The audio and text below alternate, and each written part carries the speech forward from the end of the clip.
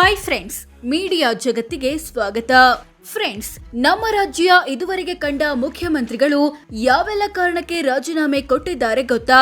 ಆರೋಪ ಹೊತ್ತು ರಾಜೀನಾಮೆ ಕೊಟ್ಟವರೆಷ್ಟು, ಬೇರೆಯವರನ್ನ ಸಿಎಂ ಮಾಡಲು ಕುರ್ಚಿ ಬಿಟ್ಟವರೆಷ್ಟು ಅನ್ನೋದನ್ನ ಈ ವಿಡಿಯೋದಲ್ಲಿ ತೋರಿಸ್ತೀವಿ. ತುಂಬಾ ಇಂಟ್ರೆಸ್ಟಿಂಗ್ ಆಗಿರೋ ಈ ವಿಡಿಯೋವನ್ನ ಕೊನೆವರೆಗೂ ನೋಡಿ. ಅದಕ್ಕೂ ಮುನ್ನ ನೀವಿನ್ನು ನಮ್ಮ ಚಾನೆಲ್ಗೆ ಸಬ್ಸ್ಕ್ರೈಬ್ ಆಗಿಲ್ಲ ಅಂದ್ರೆ ಈಗಲೇ ಸಬ್ಸ್ಕ್ರೈಬ್ ಆಗಿ. ಕೆಸಿ ರೆಡ್ಡಿ 1947ರಲ್ಲಿ ರಾಜ್ಯದ ಮೊದಲ ಮುಖ್ಯಮಂತ್ರಿಯಾಗಿ ಅಧಿಕಾರಕ್ಕೆ ಬಂದ ಇವರು 1952ರಲ್ಲಿ ರಾಜೀನಾಮೆ ಕೊಟ್ರು. ಇಂಥ ಕೆಸಿ ರೆಡ್ಡಿ ಚುನಾವಣೆ ಗೆದ್ದು ಅಥವಾ ಬಹುಮತ ಪಡೆದು ಅಧಿಕಾರಕ್ಕೆ ಬಂದವರಲ್ಲ. ಹೀಗಾಗಿನೇ 1952ರಲ್ಲಿ ಮೊದಲ ಸಾರ್ವತ್ರಿಕ ಚುನಾವಣೆ ನಡೆದು ಕೆಂಗಲ್ ಹನುಮಂತಯ್ಯ ನೇತೃತ್ವದಲ್ಲಿ ಹೊಸ ಸರ್ಕಾರ ರಚನೆಯಾದಾಗ ರಾಜೀನಾಮೆ ನೀಡಬೇಕಾಯಿತು. ಕೆಂಗಲ್ ಹನುಮಂತಯ್ಯ 1952ರಿಂದ 56ರವರೆಗೆ ಸಿಎಂ ಆಗಿದ್ದ ಇವರು ಶಾಸಕರ ಬಂಡಾಯದಿಂದ ರಾಜೀನಾಮೆ ಕೊಟ್ಟಿದ್ದು ಅನ್ನೋದು ಗಮನಾರ್ಹ. ಅಂದ್ಹಾಗೆ ವಿಧಾನಸೌಧದ ನಿರ್ಮಾಣಕ್ಕೆ ದುಂದುವೆಚ್ಚ ಮಾಡಲಾಗ್ತಿದೆ, ಈ ಬಗ್ಗೆ ತನಿಖೆಯಾಗಬೇಕು ಅಂತ ಇವರದ್ದೇ ಪಕ್ಷದ ಕೆಲ ಶಾಸಕರು ಬಂಡಾಯವೆದ್ದಿದ್ರು. ತನಿಖೆಗೆ ಆದೇಶಿಸಿದ ಕೆಂಗಲ್ ಹನುಮಂತಯ್ಯ ರಾಜೀನಾಮೆ ಕೊಟ್ರು. ಆಗ ಸಿಎಂ ಕುರ್ಚಿ ಕಡಿದಾಳ್ ಮಂಜಪ್ಪ ಪಾಲಾಯ್ತು. ಕಡಿದಾಳ್ ಮಂಜಪ್ಪ ಇವರು 1956ರಲ್ಲಿ ಕೇವಲ 73 ದಿನಗಳ ಮಟ್ಟಿಗೆ ಸಿಎಂ ಆಗಿದ್ರು. ಈ ಟೈಮಲ್ಲೇ ಕರ್ನಾಟಕ ಏಕೀಕರಣ ಅಥವಾ ಭಾಷಾವಾರು ರಾಜ್ಯಗಳ ಪುನರ್ ರಚನೆಯಾದ ಹಿನ್ನೆಲೆ ರಾಜೀನಾಮೆ ಕೊಟ್ರು. ಇದರ ಹಿಂದೆ ಏಕೀಕರಣದ ಮುಂಚೂಣಿ ನಾಯಕ ಎಸ್ ನಿಜಲಿಂಗಪ್ಪಗೆ ಸಿಎಂ ಕುರ್ಚಿ ಬಿಟ್ಟುಕೊಡುವ ಉದ್ದೇಶವೂ ಇತ್ತು. ಎಸ್ ನಿಜಲಿಂಗಪ್ಪ 1956ರಲ್ಲಿ ಮೊದಲ ಬಾರಿಗೆ ಸಿಎಂ ಆದ ಇವರು 1957ರಲ್ಲಿ ವಿಧಾನಸಭೆಯ ಅವಧಿ ಮುಕ್ತಾಯಗೊಂಡ ಹಿನ್ನೆಲೆ ರಾಜೀನಾಮೆ ಕೊಟ್ರು. ನಂತರ ನಡೆದ ಚುನಾವಣೆಯಲ್ಲಿ ಗೆದ್ದು ಮತ್ತೊಮ್ಮೆ ಅಧಿಕಾರಕ್ಕೆ ಬಂದ್ರು.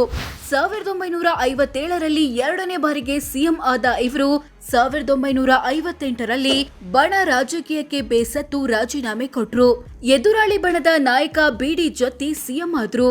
ಬಿಡಿ ಜತ್ತಿ 1958ರಲ್ಲಿ ಅಧಿಕಾರಕ್ಕೆ ಬಂದ ಇವರು 1962ರಲ್ಲಿ ವಿಧಾನಸಭೆಯ ಅವಧಿ ಮುಕ್ತಾಯಗೊಂಡ ಹಿನ್ನೆಲೆ ರಾಜೀನಾಮೆ ಕೊಟ್ರು. ನಂತರ ಚುನಾವಣೆ ನಡೆದು ಎಸ್ಆರ್ ಕಂಠಿ ಸಿಎಂ ಆದ್ರು. ಎಸ್ಆರ್ ಕಂಠಿ 1962ರಲ್ಲಿ ಮುಖ್ಯಮಂತ್ರಿ ಹುದ್ದೆಗೇರಿದ ಇವರು ಅಧಿಕಾರದಲ್ಲಿದ್ದಿದ್ದು 3.5 ತಿಂಗಳು. ಆಮೇಲೆ ಎಸ್ ನಿಜಲಿಂಗಪ್ಪರನ್ನ ಸಿಎಂ ಮಾಡೋ ಉದ್ದೇಶದಿಂದ ರಾಜೀನಾಮೆ ಕೊಟ್ರು. ಎಸ್ ನಿಜಲಿಂಗಪ್ಪ 1962ರಲ್ಲಿ 3ನೇ ಬಾರಿಗೆ ಸಿಎಂ ಕುರ್ಚಿ ಮೇಲೆ ಕೂತ ಇವರು 1967ರಲ್ಲಿ ವಿಧಾನಸಭೆಯ ಅವಧಿ ಮುಕ್ತಾಯಗೊಂಡ ಹಿನ್ನೆಲೆ ರಾಜೀನಾಮೆ ಕೊಟ್ರು. ನಂತರ ನಡೆದ ಚುನಾವಣೆಯಲ್ಲಿ ಗೆದ್ದು ಮಗದೊಮ್ಮೆ ಮುಖ್ಯಮಂತ್ರಿ ಆದ್ರು. 1967ರಲ್ಲಿ 4ನೇ ಬಾರಿಗೆ ಸಿಎಂ ಆದ ಇವರು 68ರವರೆಗೆ ಅಧಿಕಾರದಲ್ಲಿದ್ರು. ಕಾಂಗ್ರೆಸ್ ಪಕ್ಷದ ರಾಷ್ಟ್ರೀಯ ಅಧ್ಯಕ್ಷರಾದ ಹಿನ್ನೆಲೆ ಸಿಎಂ ಸ್ಥಾನಕ್ಕೆ ರಾಜೀನಾಮೆ ಕೊಟ್ರು. ಇವರ ಜಾಗಕ್ಕೆ ವೀರೇಂದ್ರ ಪಾಟೀಲ್ ಬಂದ್ರು. ವೀರೇಂದ್ರ ಪಾಟೀಲ್ 1968ರಲ್ಲಿ ಅಧಿಕಾರಕ್ಕೇರಿದ ಇವರು 1971ರಲ್ಲಿ ಬಹುಮತ ಕಳ್ಕೊಂಡ ಹಿನ್ನೆಲೆ ರಾಜೀನಾಮೆ ಕೊಟ್ರು. ನಂತರ ಚುನಾವಣೆ ನಡೆದು ದೇವರಾಜ್ ಅರಸ್ ಸಿಎಂ ಆದ್ರು. ಡಿ ದೇವರಾಜ್ ಅರಸ್ 1972ರಲ್ಲಿ ಮೊದಲ ಬಾರಿಗೆ ಮುಖ್ಯಮಂತ್ರಿಯಾದ ಇವರು 5 ವರ್ಷ ಅಧಿಕಾರ ಪೂರೈಸಿ 1977ರಲ್ಲಿ ವಿಧಾನಸಭೆ ಅವಧಿ ಮುಗಿದ ಹಿನ್ನೆಲೆ ರಾಜೀನಾಮೆ ಕೊಟ್ರು. ನಂತರ ನಡೆದ ಎಲೆಕ್ಷನ್ ನಲ್ಲಿ ಮತ್ತೆ ಗೆದ್ದು ಅಧಿಕಾರಕ್ಕೆ ಬಂದ್ರು.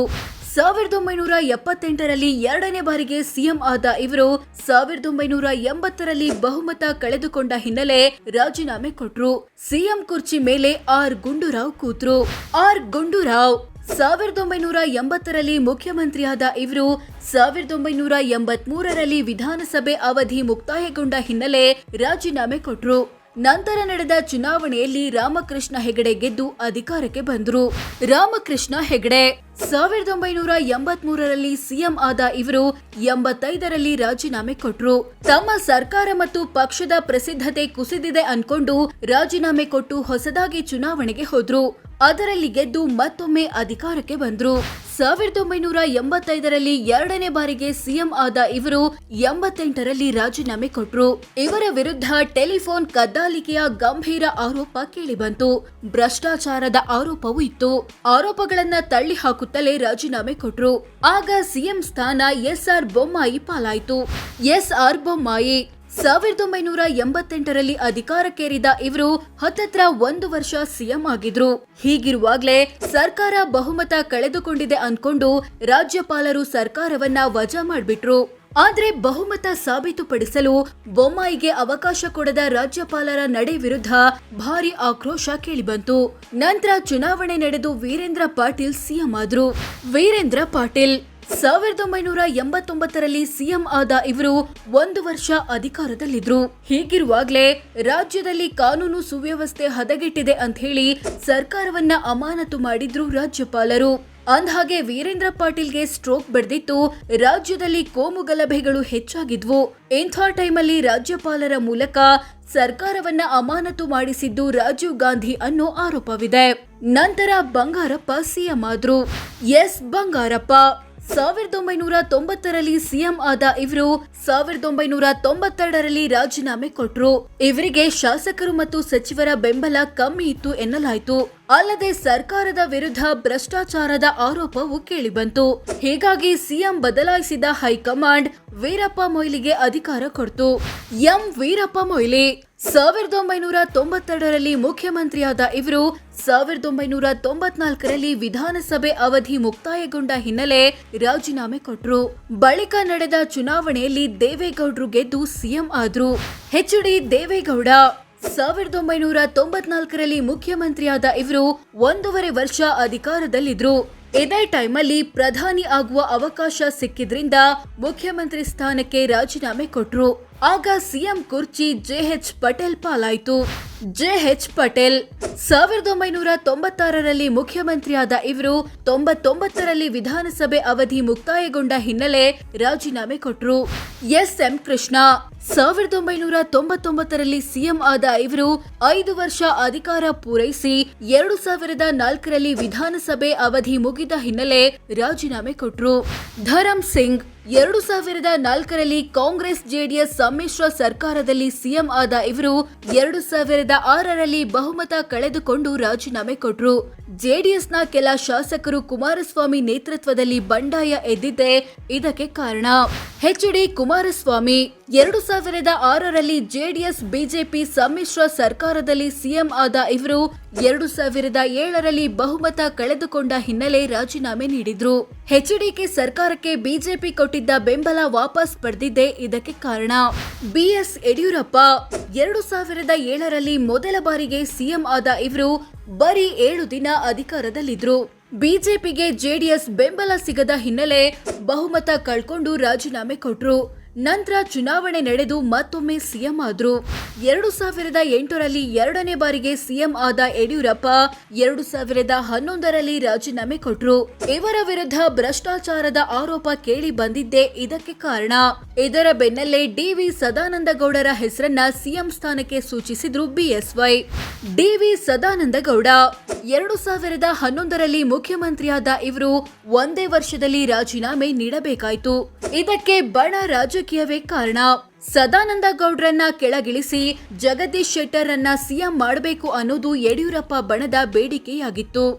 ಜಗದೀಶ್ ಶೆಟ್ಟರ್ 2012ರಲ್ಲಿ ಮುಖ್ಯಮಂತ್ರಿಯಾಗಿ ಅಧಿಕಾರ ವಹಿಸಿಕೊಂಡ ಇವರು 2013ರಲ್ಲಿ ವಿಧಾನಸಭೆ ಅವಧಿ ಮುಗಿದ ಹಿನ್ನೆಲೆ ರಾಜೀನಾಮೆ ಕೊಟ್ರು.